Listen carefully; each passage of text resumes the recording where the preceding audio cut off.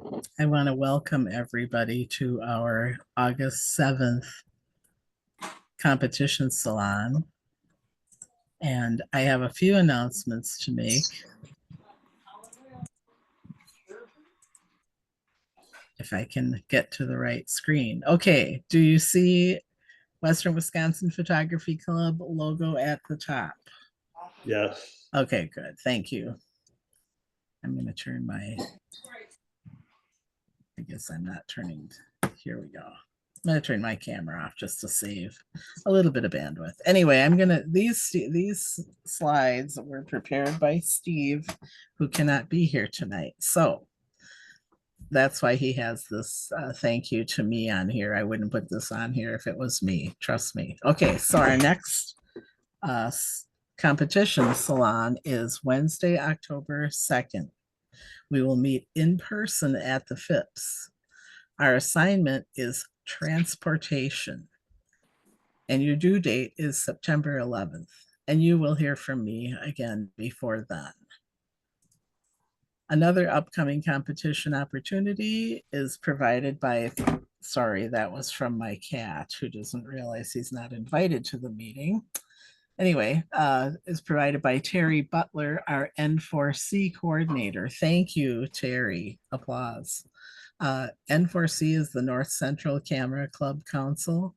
The next competition is in September. The deadline is September 10th, and there's a ton of info on our website about N4C. I want to encourage everybody to enter wherever we can. Oops, sorry. Oops, backwards. Sorry. Christy Williams, thank you. She's our program coordinator, lining up all our great speakers. And the next one, in fact, will happen on September 4th at 6:30 p.m. Rick Floor is going to talk to us about Lightroom, excuse me, Camera Raw latest features. And that's going to be in person only at the FIPS. And finally, a new page on our website, our club website, that features member photography websites.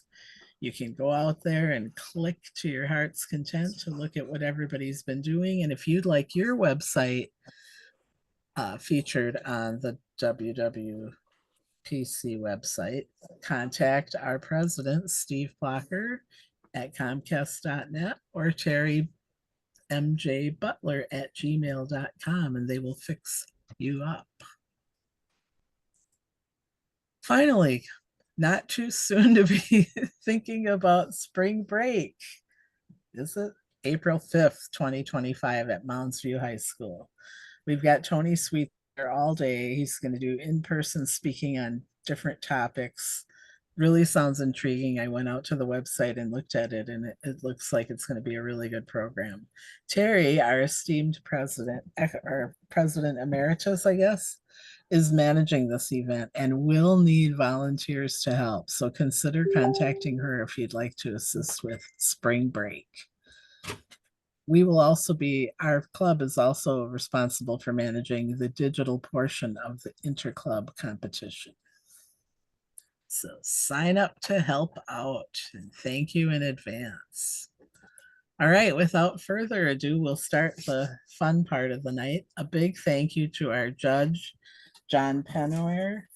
And I'm just going to read a little summary of his bio from his website.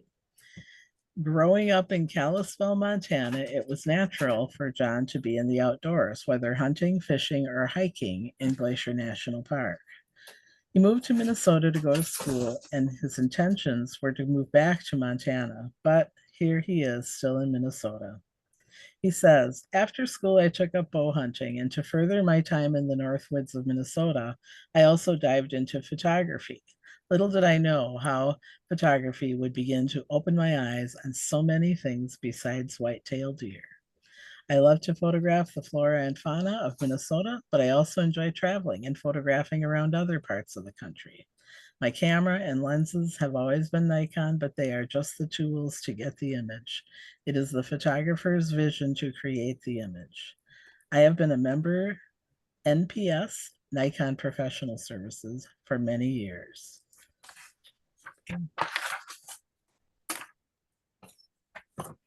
Welcome, John. And our assignment, there was a little confusion between me, copy paste, and John. Our assignment was intentional camera movement. So if there's any confusion on that, it is my fault. So here we go. Let's start with our assignment images. And oops, I need my list, don't I? Yes. We are going to begin with the sevens and start with Dance the Night Away. Okay, am I on? Am I You're on now, on, Jill? John. Yep, you're Oh, on. okay, just a couple things I want to mention. I've actually judged and put on programs for your camera club several different times, so I know quite a few members in the club itself. And I've been a member of the Minnesota Nature Photography Club since 1983. So I've been a long time member. They're still active with that club here today. And so now with that, we'll kind of get on into the assignment. And the assignment was in-camera motion, as I recall on it. And then just a couple things I like to talk a little bit about that is when you talk about motion, there really are a couple of different ways for you to generate motion. One is how you move the camera. How far you move the camera and how fast you move the camera actually will give you a totally different motion type of an image. And then, of course, the other one for motion is basically shutter speed. How you control the shutter speed. And if you get a very, very fast shutter speed, obviously, you can stop the wings of a bird in flight where it doesn't even look like they're moving. But if you take and slow that shutter speed down, then you can create the motion of the wings as they kind of move up and down. And the other thing I like to say about motion type images is it's a lot harder to do than if all you're going to do is try to stop motion, to make those wings stop and fly, or a person running down the track, etc. You just get fast enough shutter speed to do that. If your shutter speed is a little bit faster, you still stop that motion. But when you deal with motion images, you know, uh, you generate a totally different motion from, say, a shutter speed of a running deer, which would stop it at 6/40th a second. But if you go to 2/50th a second, you get motion. But if you go down to 60th of a second, you get a different type of motion. So I think a lot of times is what you as a photographer really want for your motion image. Your creativity is how fast and how far you move the camera, or what you do to control the shutter speed, et cetera, onto it. So then with all of that, let's kind of get into the judging. And we'll talk about this one here. And, first of all, I really did like this. I thought the photographer chose really the right shutter speed to get their motion.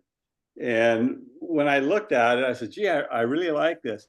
The problem is that it is so slanted, the camera wasn't level.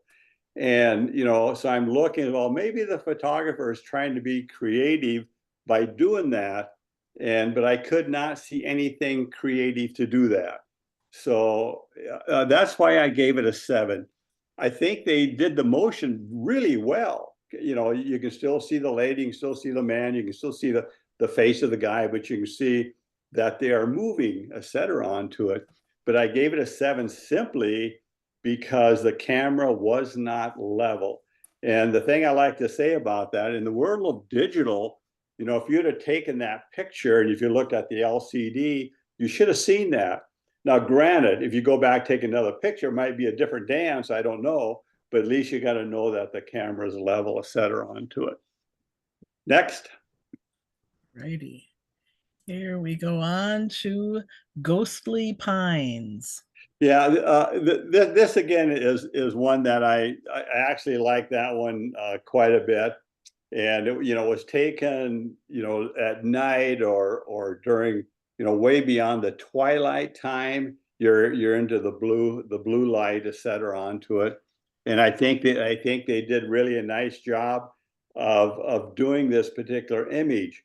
A couple things I like to point out, you know, in this day of digital and in this day of post processing with Lightroom and Photoshop, etc., is you got a dirt spot in the upper right hand corner. And there's really no reason to have those anymore because you can clone those out so easily. And again, I don't know of any camera club that would not be that would be against the rules to clone out a dirt spot. So you really should have cloned that out. And that was one of the first things my eye did see on that. The other thing that I would like to have seen some for the camera to have been moved over a little bit to the left. You know, the motion is the tree, and you kind of got that tree stacked. You're pretty much weighted way on the left. And I really don't see motion, especially the upper part above the ground there. So I think the camera should have been moved over a little bit to get more of the trees there, because this is motion. And the motion is going to be the trees, not just the sky that you would see there. Next. Here is pastoral scene. Yeah, I like this one here quite a bit. And you know, I really have to tell people that you know, I have a criteria to meet of so much percentage for acceptances and et cetera. So this is the one I went back and forth quite a bit. And I think the photographer did really a nice job on this as far as emotion goes. I think I probably have just a little bit too much of the bottom, you know, the bottom part of the frame. I actually think you could have made this into more of a panel by taking up the lower part of the frame and, you know, lift it up maybe a third up into the wider area onto it. And the other thing I did like about this was, you know, this is one of the motions that you do for, horizontal. You know, motion doesn't always have to be up and down. It could be up and down, it could be horizontal, could be circular too. So I think the photographer did really nice on this one. I would have just taken the bottom part and I would crop that up just a little bit, etc. onto it. Next. Here is roses. Yeah, again, this is one that I spent again a considerable amount of time onto it. And you know what I like to point out is some images work as a motion image. I think there are some images that really don't work now. So when I look at this, I would have no idea that it was roses except for by the title. I kind of looked at this more as a color palette onto it. So, and it is, it's got the reddish and the pinkish and the green that you see onto it. So I looked at more as a color palette as I kind of did a motion of the roses, etc. Onto it. So I don't know if this particular image had really worked well into a motion part of it onto it. Next. Here is sunset glow. Yeah, this here, you know, we got some reds, you got some orange, you got some whites, and then you know got the darker blue, et cetera, up there. And again, I think this is the image that you have a color palette. It doesn't really do much to really show me motion. I don't see the motion part. Now, granted, you took the picture, you could probably see that, but I, as a viewer, I really don't see the motion part for this particular category. If we would have had something more solid, I don't know, a tree or a rock or something like that, that would actually make me want to see the motion onto it. Next. Here's sunset with necklace. Yeah, this is one again that I liked. I actually like the necklace part that you see on the bottom. I think that actually put some interest in there. Some people might kind of say that's distracting on there, but I didn't see that. You know, but again, I kind of like the title that goes along with that. Again, I think what we have here, the only thing that shows me the motion there would be the lights down below there. And again, I kind of look this more as a color palette. than I would probably anything else. But it is very nice, but I just have a harder time putting it into that particular category. Next. Here is Trippy Trees. Yeah, this is one of those that you look at it, and I definitely can see some motion there, and you could even look at that motion as even like as being maybe a little bit of wind or something like that onto it. But I think this is the case that I'm looking at as more of a regular type of a picture. And one of the things that I see at this is just a lot of confusion you have there with all the branches, et cetera, that are kind of hanging down. And I think if you would have maybe made just a little bit more motion, that sometimes the motion can kind of hide some of that. The back part of the trees is really good, but the trunks of the trees that we see there, I think I find it kind of distracting, et cetera, onto it. Next. Here's Wild Bergamot. Yeah, I've been out photographing bergamot quite a bit just recently onto it. And again, I think this one here is a very, very artistic. I like this. I like this as a color palette that you have onto it. But again, it doesn't, besides being the artistic part, I like to see more of a motion that you have onto this. Next. Starting with the eights now, we'll do Paintbrushes from Marge Springett. Yeah, I actually like this one here really a lot. I think when you do motion, I think a lot of times your subject kind of tells you which way you should move the camera. And like this case, it's vertical, so I can see the camera is moved up and down. Other cases, when you have horizontals, et cetera, like horizons, et cetera, then the camera has to kind of be moved a little bit horizontally to get that effect. At least that's how I interpret that. So I think this one here is done really, really nice. I love the red of the flowers of the paintbrushes, etc. I would not have known they're paintbrushes without the title, but nevertheless, I would have known this was some botanical type of subject, and obviously, I would have seen the flowers of some type. Then, of course, the green grasses that were there. So I can see the motion, but yet at the same time, I can kind of look at what it is, what the photographer is trying to show to me. So I thought that he or she did really, really a nice job on this. So very well done. And I can also look at this, say, I can see that it's really busy. Well, when you go on motion, you make the busyness part of it, and you make it just a nice color palette. And that, if you go back to the trees I just talked about, you could have done that same thing with those trees. As busy it is, but when you do a motion, you just make that part of the color palette. So this was really nicely done. Next. Okay, this is Scarista Beach, ICM from J. Olson Goody. Yeah, I actually like this one here quite a bit. And if you kind of remembered my other comment of one of the previous images, I think this one works really, really nice as a panel. And the motion there looks like it's going to be a horizontal type of a motion, and the composition is on this is just dead on. If you want to talk about any thirds, etc., they did really, really nice job on this. But again, the other thing that I did see, there was a dust spot or a dirt spot kind of just left of center on the top part of the blue there. And again, you're right there. And again, that's something you can take out so easy. And our eyes now in digital, our eyes just go to those things. So that one should be cloned out, and you can still do that. But I thought the photographer did really a good job of the motion part of this. So really nicely done. Next. Okay, here is Wildflower Turbulence from Linda Donaldson. Yeah, this one here was really, really nicely done. I just love the motion of this. I actually love the color palette that they have there. And again, I can kind of see that the two dark areas, I can see those are trees. Those are we'll call it the trunks of the trees.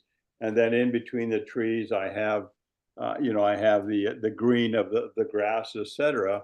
but then the oranges that you have there, is going to be the flowers that are onto it.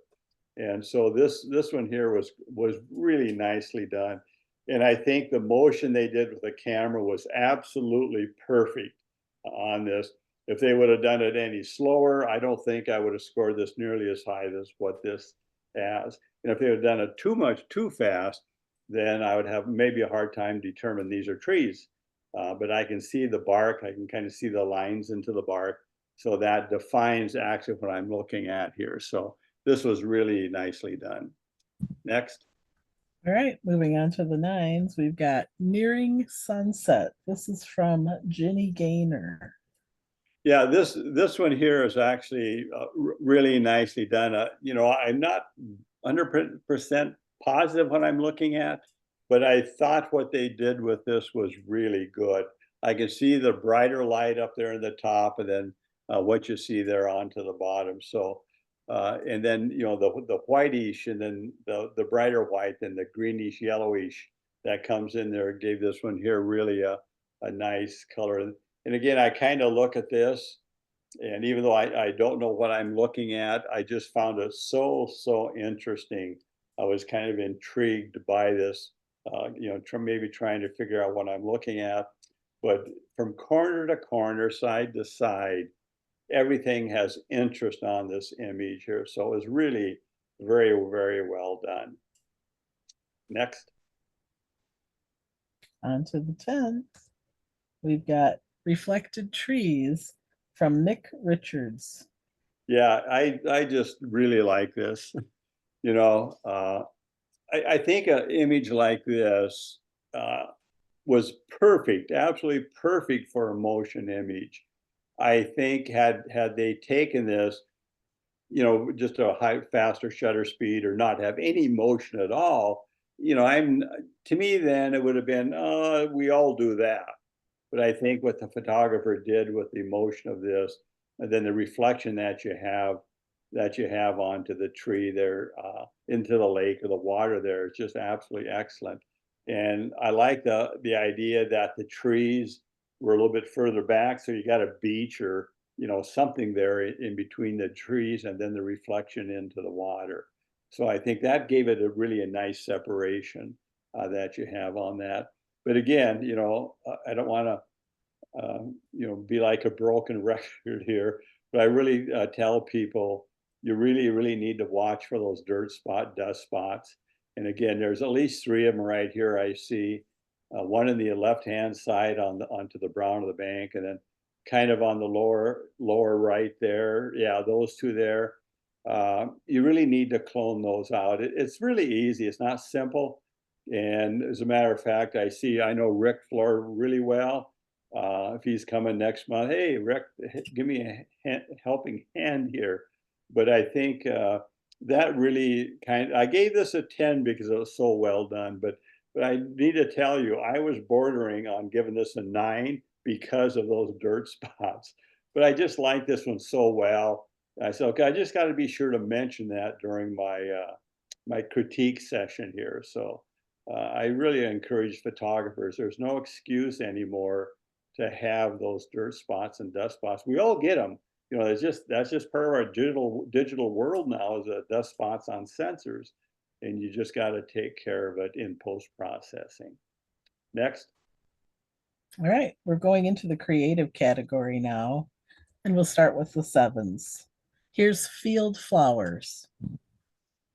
Yeah, this one here is very nice. I like the creative effect of this, and I like the green that you have onto it, and the flowers are really kind of spaced out, really quite nice, and even when I was judging this, I was wondering why it wasn't into the in-camera motion, but nevertheless it was very well done. I don't know if there's anything I could tell you to necessarily improve onto this one. You did a really nice job on it. Next. Next is Florida Plantation Home. Yeah, this is the one that I like really well. I like the creative effect of that. And I'm not sure what You could do, I think you could probably darken up the borders all the way around that just a little bit. I love what you're trying to do. You want me to look in the center, and I did that. But at the same time, because of the brightness of the borders, your eyes have a tendency to go to that. Your eyes always want to go to the brightest part of an image. And so your eyes go to that. So the way you got the borders taken away. I, at least I would have definitely tried to darken those borders a little bit, and that would then concentrate you more into the center, which is what you want me to do. Next. Here's San Ignacio Highlands. Yeah, a little painting done in post processing on it. I've actually played with painting a little bit, and I just kind of sometimes find it at least not to my kind of liking a little bit, and I think sometimes, and I kind of feel that on this is the painting itself for me takes away just a little bit of what you're trying to do. And again, there are different painting techniques you can do. As far as the edging or the roughness that you have on the painting, I hope you experimented more with different type of texture when you do the painting onto it. And I'll just say the texture of this one to me is a little bit distracting. Of the image looks great. I love the sunset. I love how the trees are coming up, and I love the buildings on the left. You literally have filled that frame with interest. But for me personally, the texture of the painting is taken away a little bit from that, for my taste. Next. On to the acceptances. We'll start with Bridge of Light, and this is from Joseph Schuffman. Yeah, this is really good. It was always interesting when I see an image like this. I always think of some photographers talk about all these rules that you have, and I didn't measure this out, but I dare to say that tunnel there is dead center. And in this image, it literally has to be there. The boardwalk, the railings, and then even the little arch, everything is taking you right to the dead center. So kudos to the photographer for seeing that and for composing that. And then the other thing is kudos for the photographer for getting down low. And I can tell that it's low just by the perspective that he or she has given me. And you got so many nice leading lines onto this. And you got the leading lines of the boardwalk, you got leading lines of the railings, etc. If I had to make any comment, I would certainly try to maybe take away some of the brightness you have of the boardwalk itself, especially what's closer to the center there, the arch. And I know you can do that easily in post processing onto it. But again, a good eye for the photographer doing this, and an absolute fantastic composition. Next. Here's Broad Winged Hawk from David Heemsbergen. Yeah, this is pretty cool. And I think when you do a lot of bird or animal type of photography, one of the key things is the eyes. And I don't always feel the eyes have to be looking at the photographer. Many times I prefer it don't. But in this case here, it is absolutely perfect. And again, I understand that it's very, very close to being centered, maybe not quite. But again, if you look at the wing spread, and if you look at the clouds into the background that you have onto it, is the composition is absolutely what it has to be. And even if they crop this down to make the bird bigger in the frame, well, I find that okay, because if you have the bird at maybe at a normal distance, you don't have that immediate eye contact. And in this case right here, you got the good eye contact. And I know everybody's looking at this picture. The first thing you did, you looked at those eyes of this hawk also.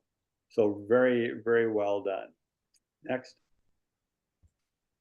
Here's Morning Fog from Chap Aiken.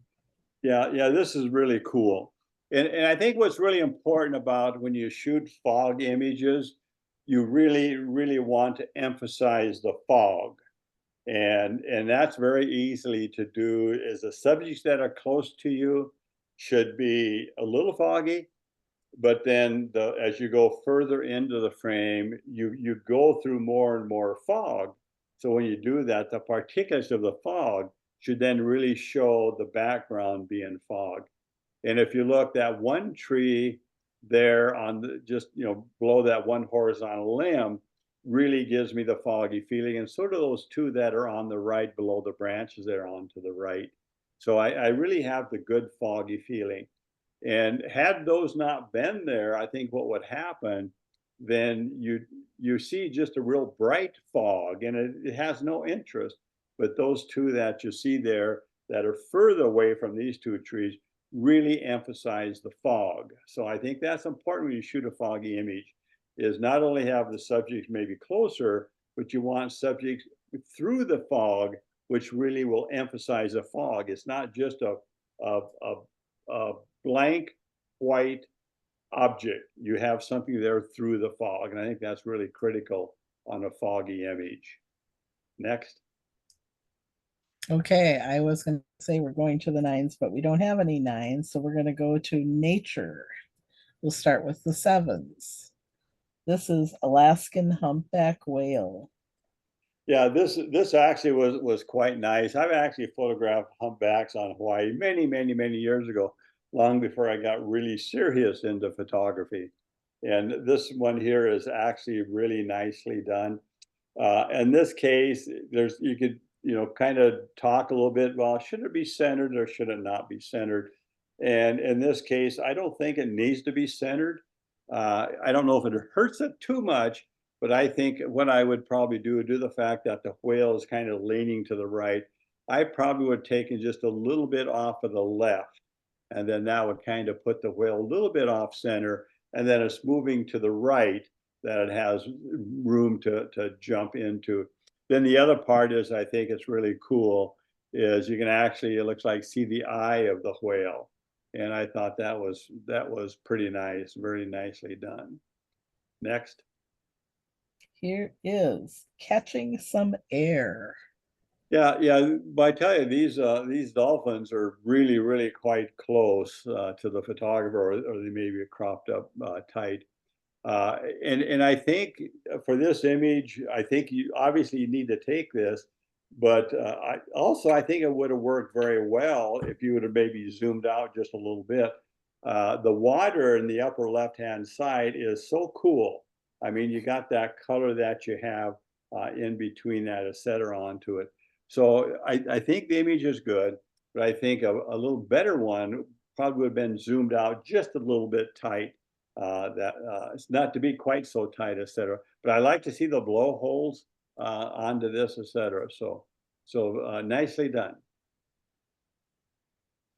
Here's glacier through the clouds. Yeah, again, I like the feeling of this onto it, and I think they did a good job with the composition. I think they did a nice job of just showing the water center onto it, and I love the clouds. I think they did really a good job on exposing for this. You got a lot of bright areas. You got not only the bright clouds, but you got the brightness in the water, and you got the brightness onto the snow cover, et cetera. And again, this is another one of those images that I went back and forth a little bit. And again, I kind of gave it just that one lower score because of the competition is what it amounted to, et cetera, onto it. So there's really nothing I can say to improve this. What I would have said, I wonder what this would have looked like zoomed out, showing not making the mountain so dominant. I think that would have been also a possibility for a composition. Next. Here is great blue heron sushi dinner. Yeah, yeah. This one here I liked also, but I think a good job of catching the fish, and you got the action onto there. And so a couple things. One is I don't think it's quite level. I think it needs to be tipped a little bit to the right. Then the other thing is I'm just wondering if this is crop really heavy, because you don't see any detail at all in the bird. It's just kind of muted. You don't see any feather detail into the head. You don't see any feather detail in the neck or any feather detail into the body. And sometimes that happens when you crop kind of real heavy onto it. So uh, that's kind of why I gave it the score, is mainly I think the bird needs to show more detail onto it. And I think it needs to be leveled, not much, but just a little bit of a turn to the clockwise direction. I think it's not level. Next. Okay. Here we have On Alert, Northern Flicker. Yeah, this is really a nice picture of the northern flicker onto it. I like the head being turned. You know, really nice, some nice detail into the feathers a little bit. Again, I look at it and I kind of want to see a little bit more detail into the bird. So again, I'd be anxious to know how much this was cropped onto it. This is a yellow shafted flicker, I believe, and they're just really a gorgeous bird. I got a nice highlight into the eye. I like the claws gripping on the two forks of the trees that you have onto it. Next. Here's Sago Lily. Yeah, this one here, again, really a nice exposure that you have onto the petals of the lily onto it. And I like the stamens that you have in the center. You got the really nice detail onto that. And I do like the darker background onto it. And again, there's really not much I could tell you as far as to make it a better onto it. One is that it's just the competition that we had. But this was really nicely done. I like the good macro image, and I think this should really work well under a close-up or a macro type of a category. Next. Yellow-headed blackbird. Yeah, really, really nicely done. You know, you caught the yellow of the yellow-headed blackbird very well. Very easy to burn that out, and you caught the blackbird into its environment, which is you know, that type of an environment with a bunch of cattails, etc. And so I totally understand the out of focus reeds or cattails into the background. Again, if there's something distracting on it, it is the one hair sharp branch or cattail that's going straight up on the right side of the frame. I totally understand there's not a thing you can do about that. And that's just kind of what happens when you photograph nature. And so sometimes those things pop in there and it may take you down a score or two. And I understand there's nothing that you can do, but you got a great image here and you need to be proud of that image onto it. Next.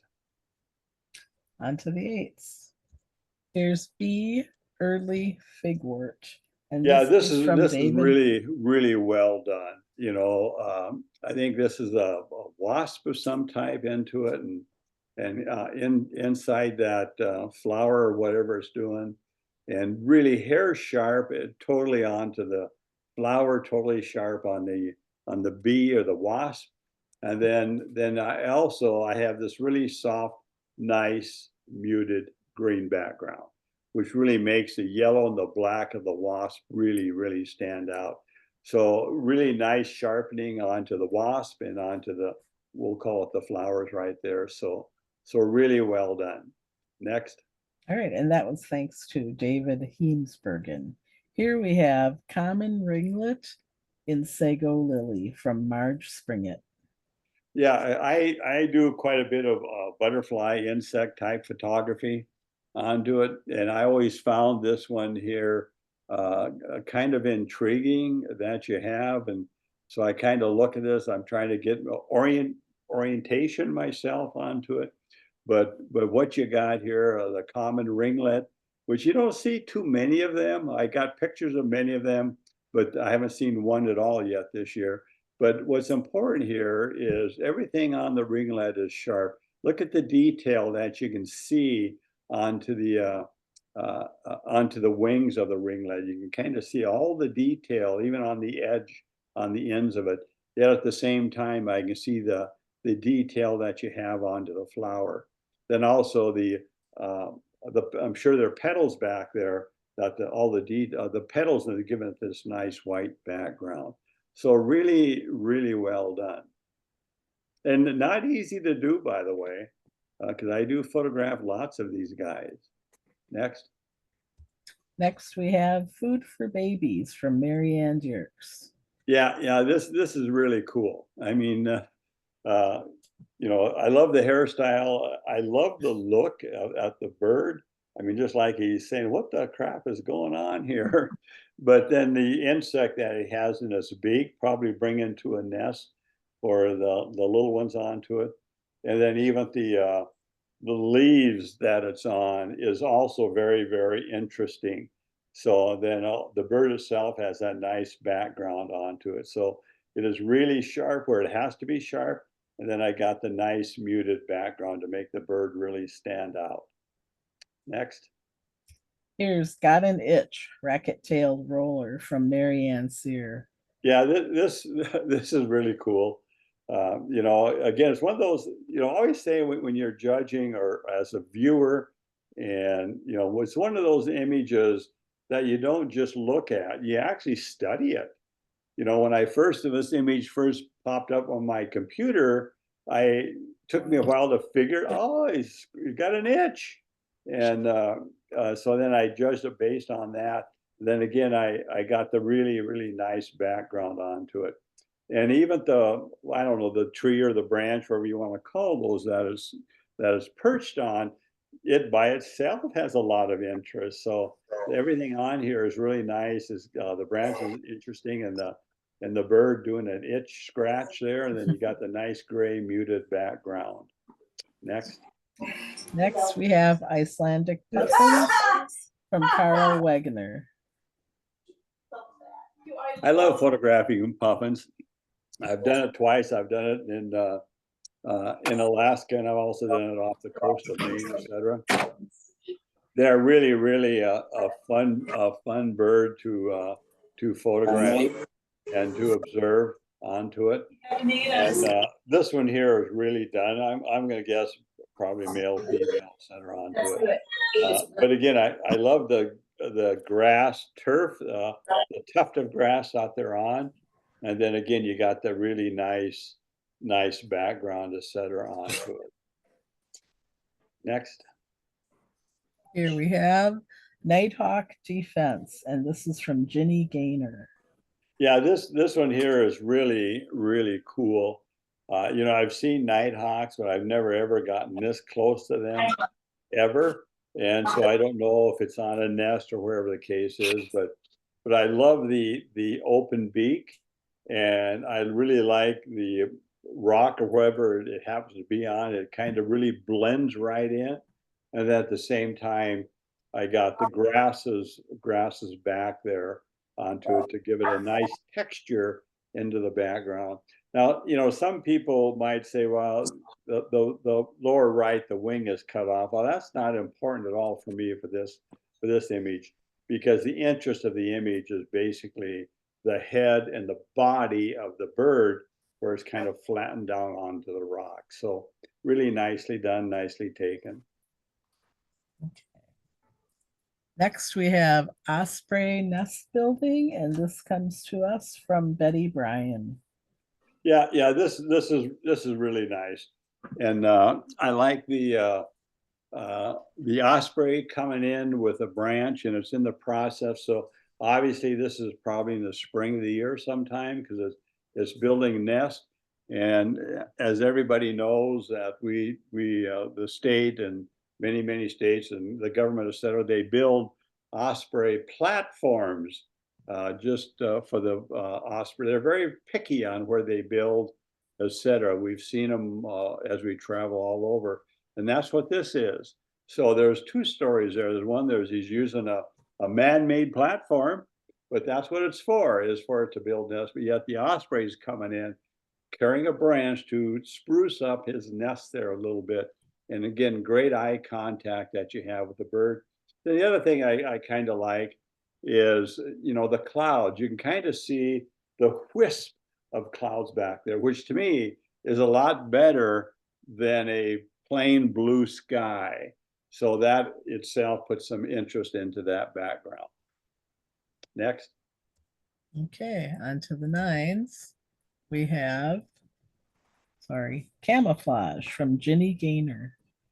Yeah, this is one that I know there are probably some judges wouldn't score this one quite as high as maybe what I did, but I really liked it, and I just found lots of interest here, and I appreciate what they did for their aperture setting, and I'm going to guess that it's probably very close to wide open.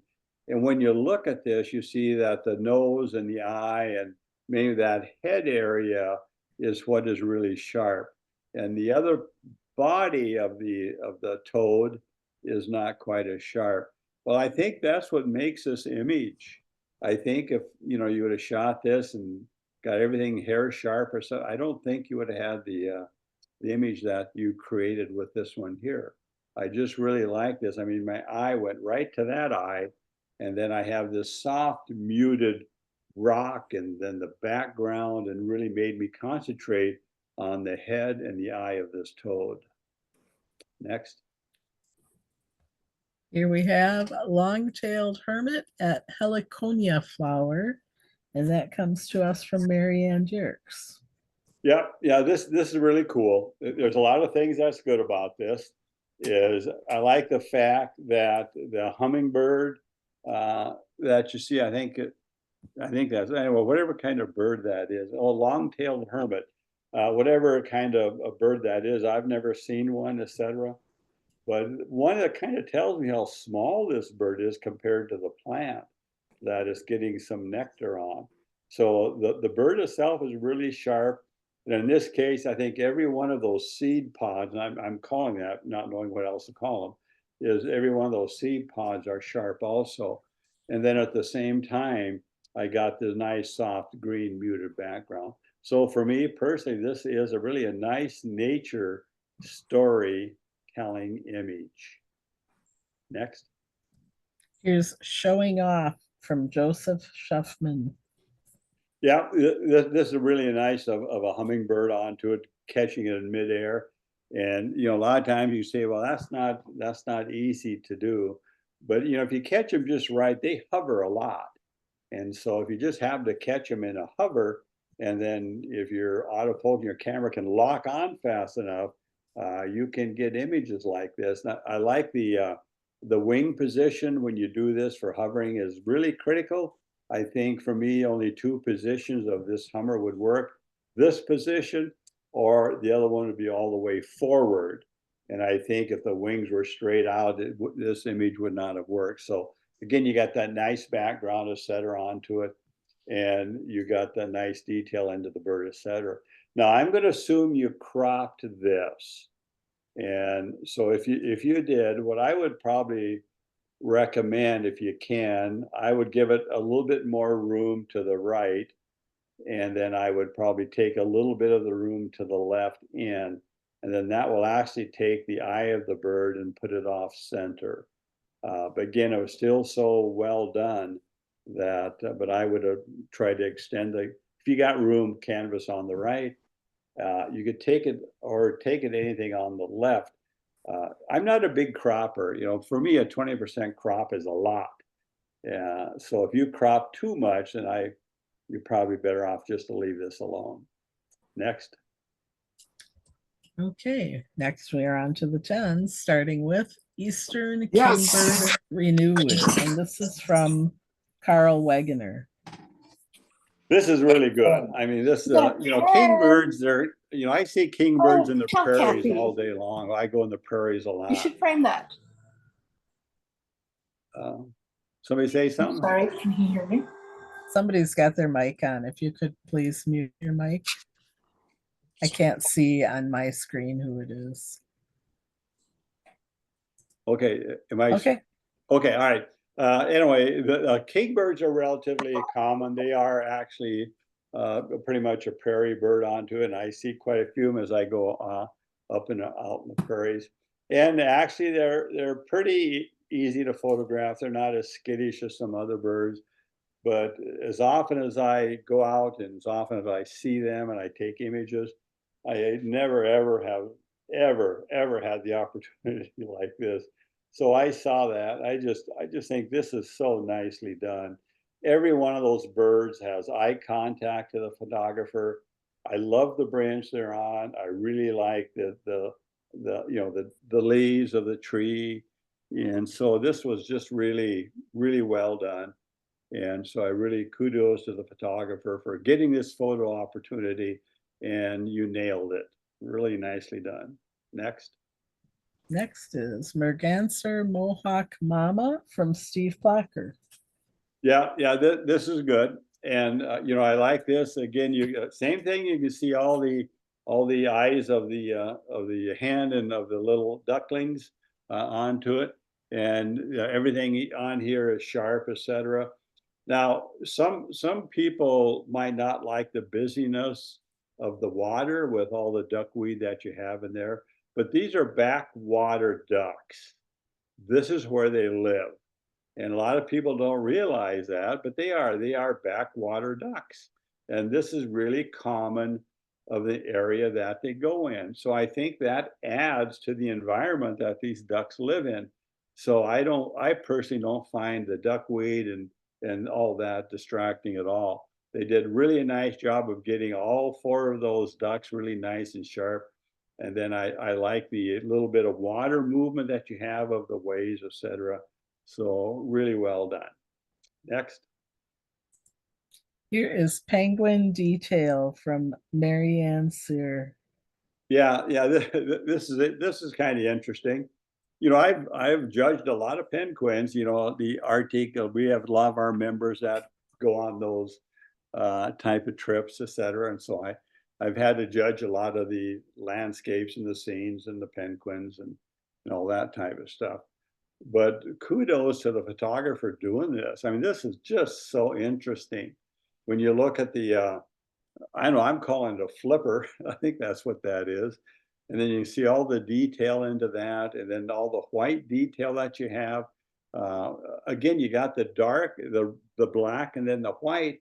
But yet, it's really hard to do this. I can see detail in the white breast, into the flipper, and then also into the back side of the body.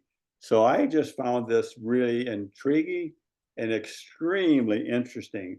In this case, I don't really need to see the entire penguin, because I'm happy with just studying this. So kudos for the photographer taking this. Next. Sorry, here we go. Here is Speckled Tanager, and this is from, I just lost my place. Sorry, everyone. Marianne Jerks. Yeah, yeah, this is just excellent. I mean, I love the you know, the detail of the bird itself, and you know, I suppose that's some type of grub or some type of food or something that it's either eating itself or bringing it into the nest. Then the other part of this is, you know, a lot of times people will say, well, we got a bird on a stick. Well, granted, I got a bird on a stick, but what an interesting stick. So I think this is kudos also, is that the branch has some moss or something else on to actually give that part of it interest. And then again, I have the nice background. Then at the same time, if you look at the detail of the bird, I mean, you can see the lines of the feathers on there. And so, you know, this may have been cropped a little bit, but I don't think it was cropped really tight, because if it's cropped really tight, then you don't have enough pixels on the bird to show that stuff. In this case here, I can see a lot of it there. So this is excellent. Very well done. Next. Okay, we're on to the cell phone category, starting with the sevens. Badlands View. Yeah, I saw this one here, and again, I like this. Really a nice cell phone shot onto it. But what I didn't like about it was mainly the lower third of, so where you got you know, the bottom part there before it kind of goes down. I would have liked you had to have, again, I don't know what's down there, and I don't know how far you could have moved, but I thought maybe if you could have moved just a little bit closer and to try to get just mainly of the buttes that you see there, et cetera, onto it. The grasses that you have and the dirt that you have on that lower left, to me, is distracting. It doesn't add to the picture. But for a cell phone shot, this is absolutely phenomenal. And I hope you went back to the car and got your camera, and I think you could have done a lot with this one also. But for cell phone, this really is a nice image. Next. Sunset at the lifeguard station. Yeah, I love the sun coming down. I love the streak that's coming in here. And I like the people sitting on the bench or the beach on the right-hand side. And even the people, you can kind of see their heads sticking up. And the ones on just by the post of the lifeguard house, I didn't mind those. But what I didn't like really was just the people in behind the lifeguard stand. I wish you could have moved, or hey, people, could you move over a little bit? I'm just joking on that one. But I do find that part just a little bit distracting onto it. But again, I love the clouds. I love how you got the sun coming in. I love the light streak of flare coming into in towards you. Next. The water flows. Yeah, this one here I like, but I thought there was also a lot of things that I'm not there, but I think could have been improved a little bit. I'm not really sure.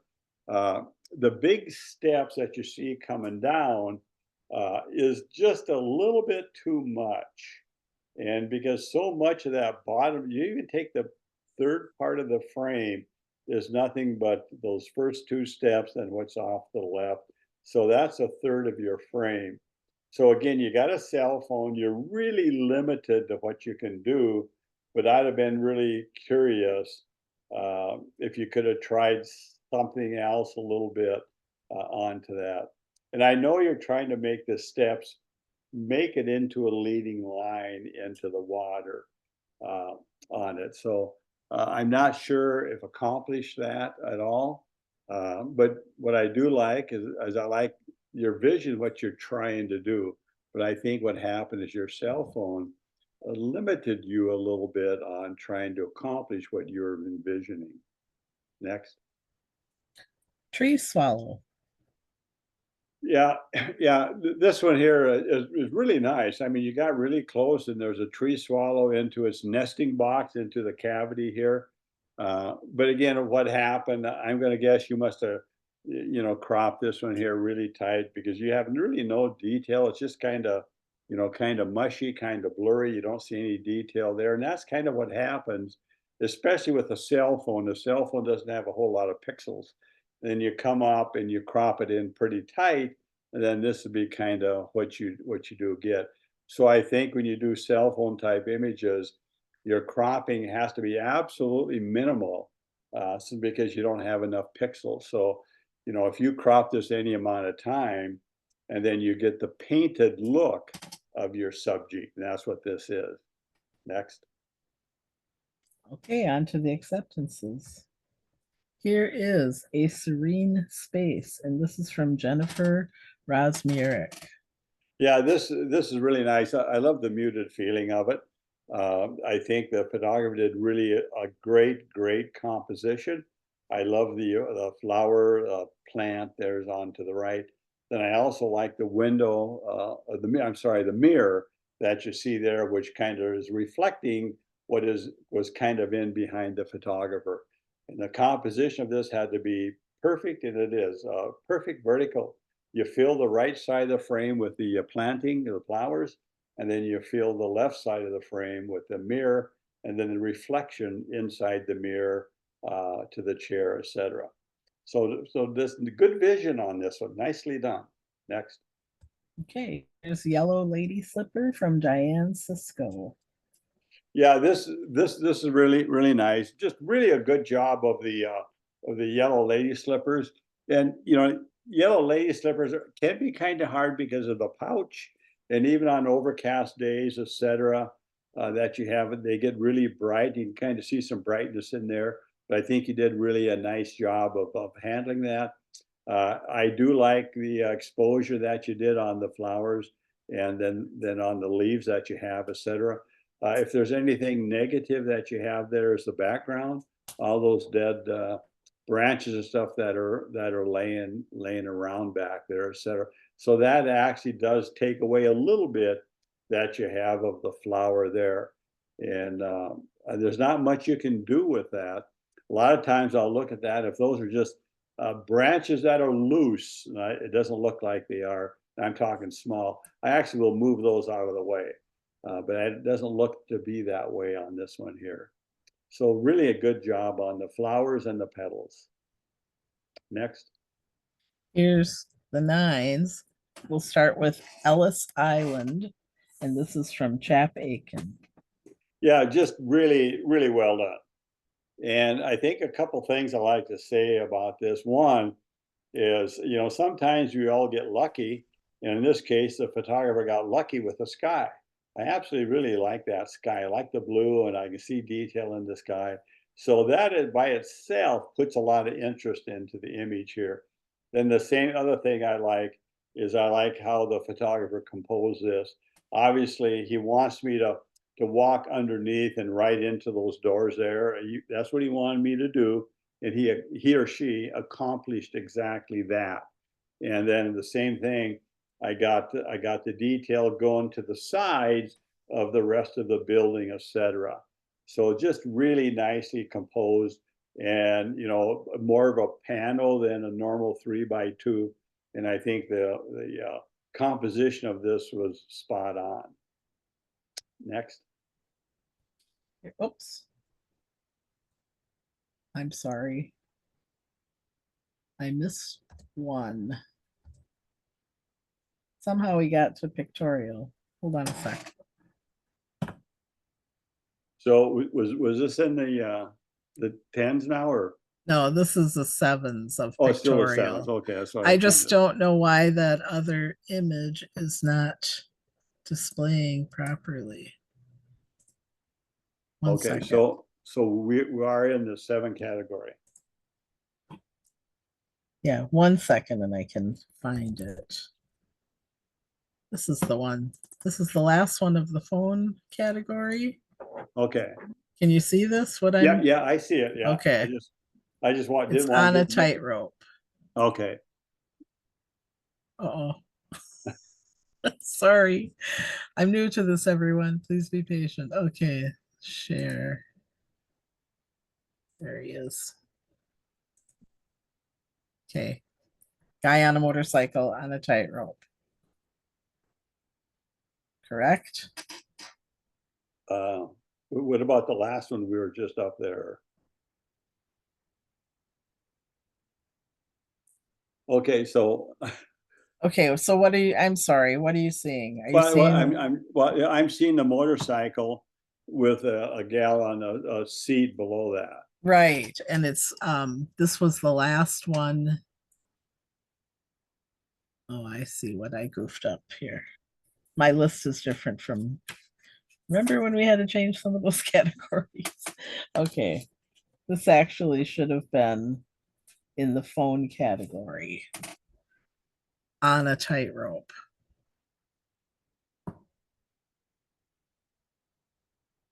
Okay, so this one here is a 10. Yes. Okay, all right. So on a tightrope. Okay. I'm sorry, John. Well, no, but we had an image there. I don't think I scored yet of the. Maybe I did. Anyway, let me talk about this one here. Okay. So I think for one, I think for a cell phone, this is just a fantastic image. I like the motorcycle that you have up the top, and the motorcycle is kind of looking at the photographer. I'm sure he's looking at the crowd of people that are there. And then again, you got the lady on the swing type of part of the motorcycle. And then the other thing that is really good about this is all those lights, all those lights are basically directing you right to the motorcyclist that you have itself. And again, this is one of these cases that, that yes, I would say that the motorcyclist area is centered, but I think in this case it should be, simply because that's kind of where the brightest part of the lights is. And so I think the photographer did a good job of taking this image and, you know, for a cell phone shot, did really a nice job. Next. Okay, don't, I have to stop sharing and then reshare. So Okay. one moment. One moment. I know what I'm doing now. It's going to be dangerous. Okay.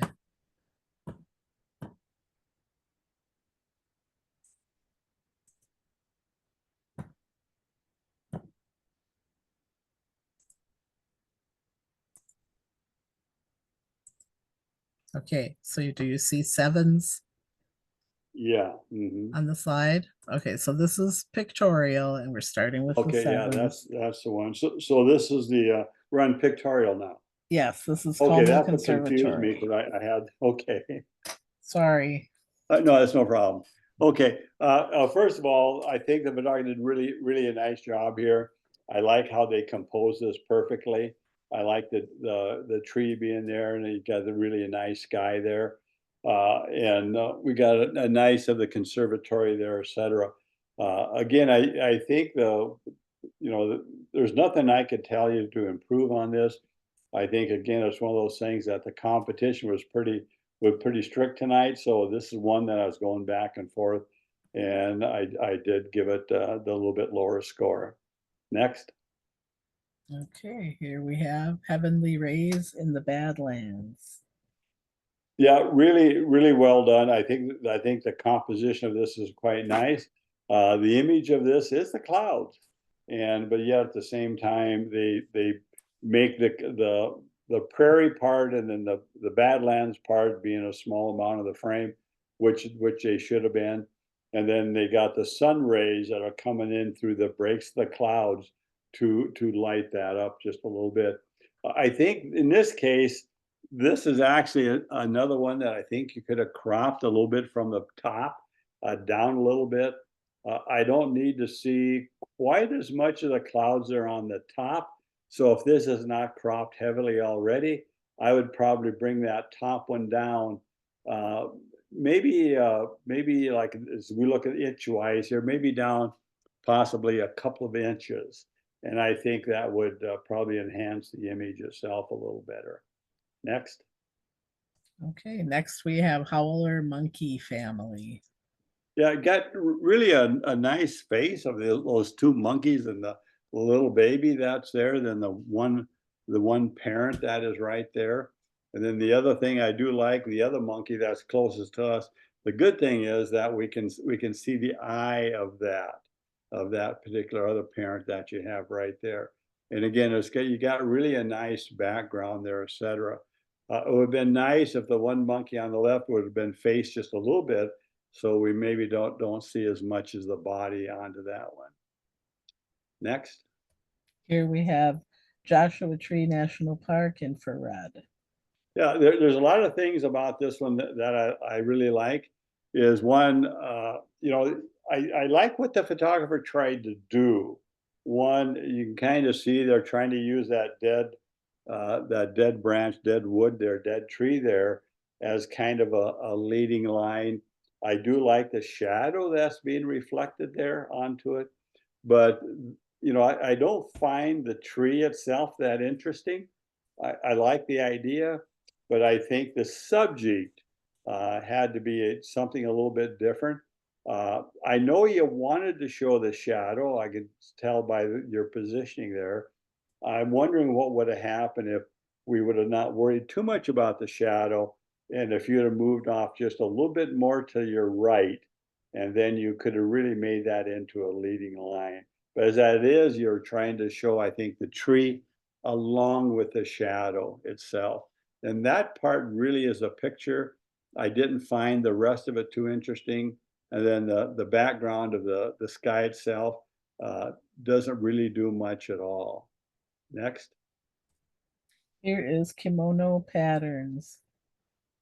Yeah, this one here is one of those images that you kind of look at and you actually do study it because one, you know, I'm trying to one figure out what it is, but again, the title of this kind of tells me exactly what it is.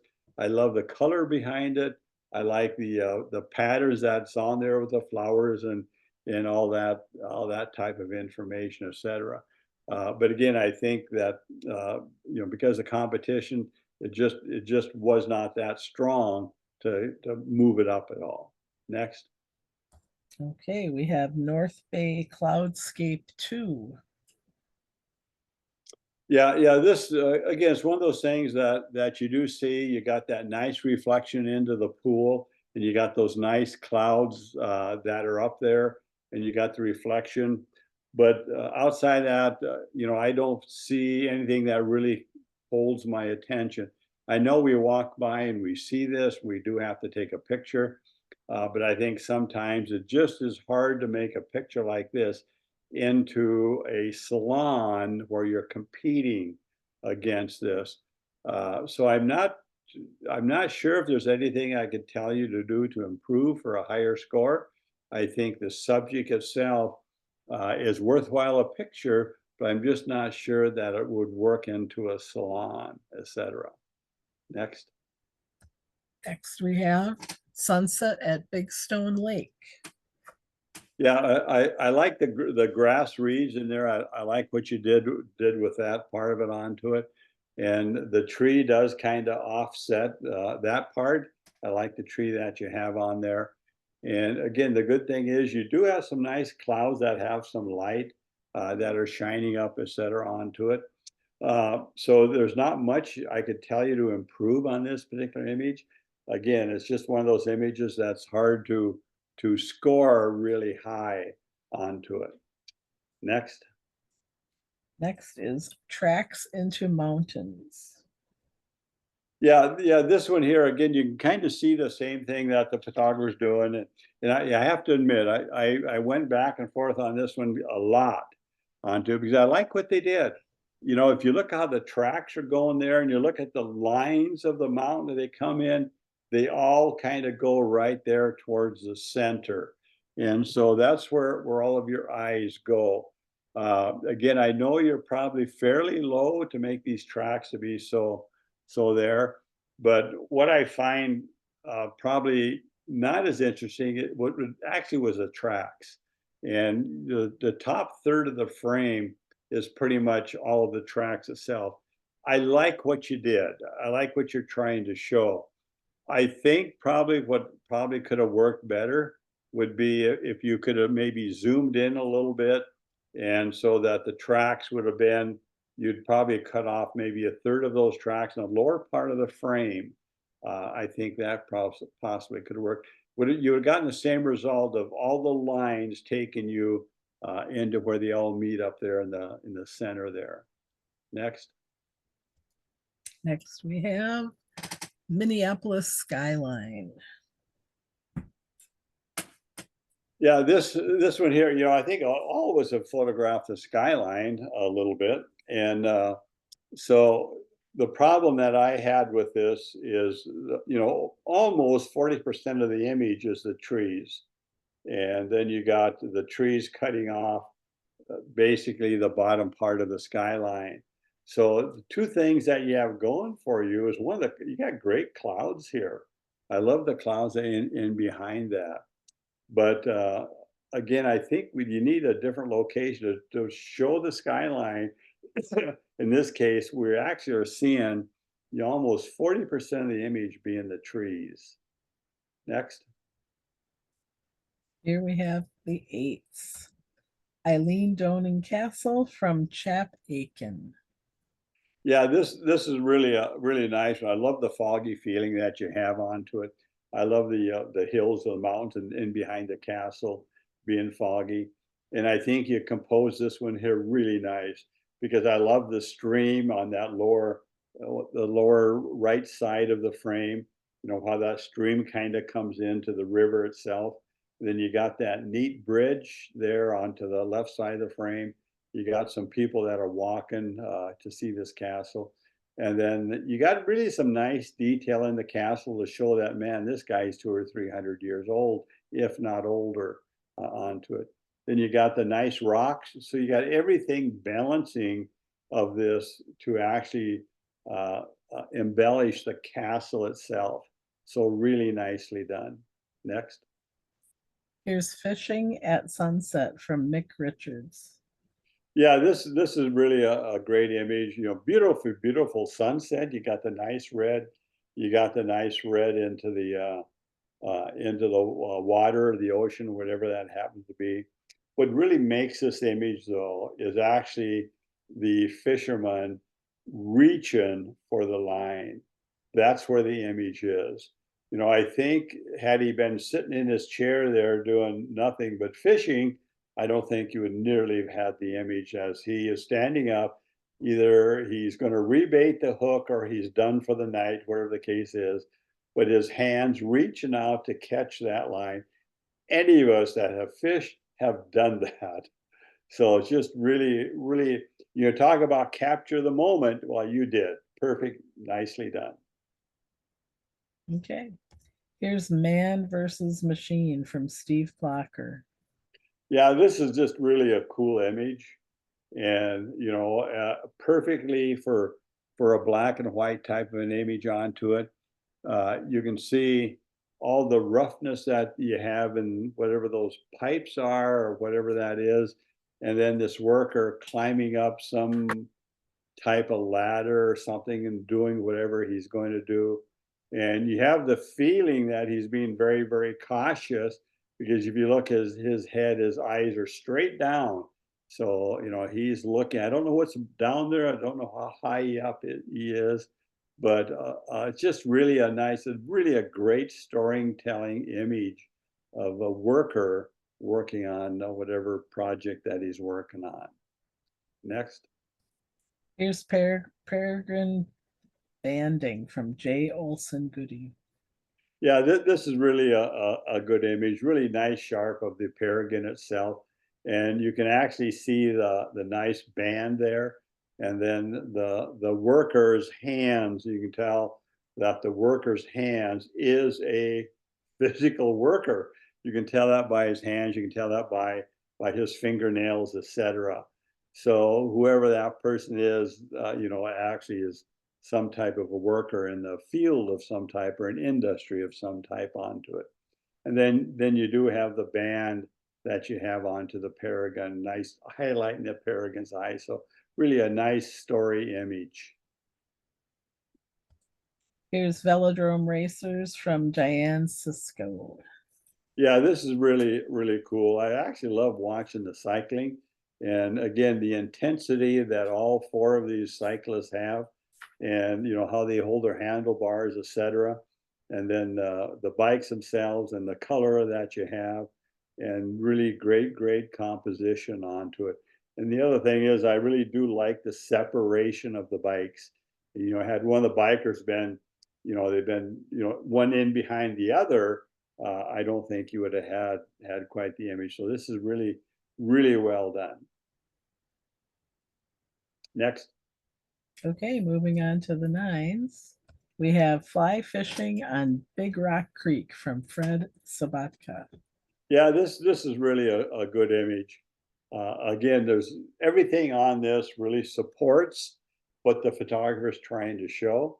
You got a fisherman sitting there onto it, and you got all the canoes and the kayaks and the little pontoon paddle boat there, I think it is, and you got the blue chairs there, the old barn, and then whatever you see up there onto the right shoreline.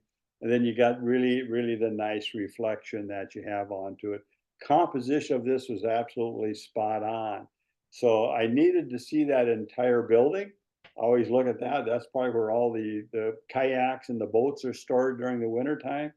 And then I like to see what you have up over there. I look at, so that must be a campground up over there, etc. So really well done, really nicely exposed onto it. Next. The Alabama Hills in the Sierra Nevada Mountains from Chap Aiken. Yeah, this is one that you look at, and then you kind of look at it again. And I really like this one here a lot more than I thought I did. And what I liked about it was I can see the detail, I can see all the texture of the rocks that are right in the foreground. And then your eyes just kind of go up to the rest of the rocks, and then we'll call them the yellowish orange rocks that you have. Then I got the mountain in the background, snow covered. And then you also have the nice clouds and the nice sky, etc. onto it. Again, if you look closely, there's another dirt spot on the right, left-hand side. And again, all these dirt spots, when I judged, I spotted those quite right away when I looked at the images onto it. So again, I like what he's done. He or she needs to remove that dirt spot on the left-hand side. Next. On to the tens, we have high jumper. Oops, I'm sorry. We have fisherman infrared from J. Olson Goody. Yeah, this is absolutely a fantastic image. And I always kind of look at, I wonder if I would have done that when I took this image. I may have looked at all those rack of sticks there on the left-hand side and say, I don't like that, and maybe moved it. I like everything about this. But then as you look at it, I kind of like that because that really fills in the beach area. So I think the photographer did really a good job of including that. And all of us have been on beaches, etc. There's always driftwood. And kids are a lot of times are collecting this driftwood and they're building forts and all sorts of stuff. So there's a story with that also. Then the other thing is that the clouds of this really kind of puts the image itself over the top. And anybody that knows me knows when I do a lot of my prairie landscapes, I stay in the house until I see the clouds. Once I see the clouds, I got a couple prairies by my house. I can be there in 15 minutes. And many times I go out and photograph on the prairie, simply because clouds can make or break an image. In this case, this really adds to the image of this guy fishing.